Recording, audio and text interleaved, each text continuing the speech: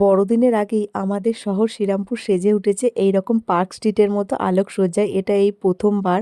তো আমার খুবই ইচ্ছা ছিল পার্ক স্ট্রিট যাওয়ার, বাট আমাকে আর যেতে হলো না, আমাদের শ্রীরামপুরেই সেটা সম্ভব হয়ে গেছে। তো দেখো কত সুন্দরভাবে সাজিয়েছে। এই প্রথমবার 22শে ডিসেম্বর থেকে শুরু হচ্ছে ক্রিসমাস সেলিব্রেশন। আরও অনেক কিছু মনে হয় ধামাকা হবে।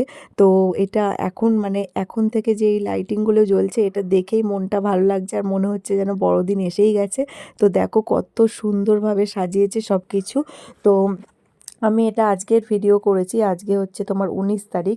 তো আমি এখন সোজা যাব স্টেশন রোড থেকে হেঁটে পুরো চার্চ পর্যন্ত। আর পুরো চার্চ পর্যন্তই এরকম সুন্দরভাবে আলো দিয়ে সাজানো হয়েছে।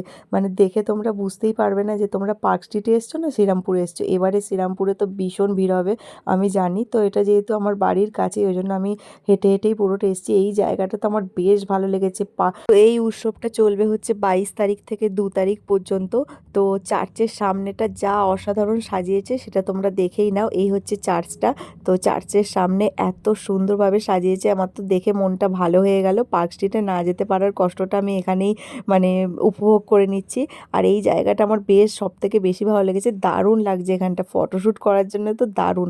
তো চলো তোমাদের সাথে এই ছোট্ট মিনি ব্লগটা শেয়ার করলাম। তোমাদের ভালো লাগলে অবশ্যই লাইক কমেন্ট শেয়ার করে দিও। বাই।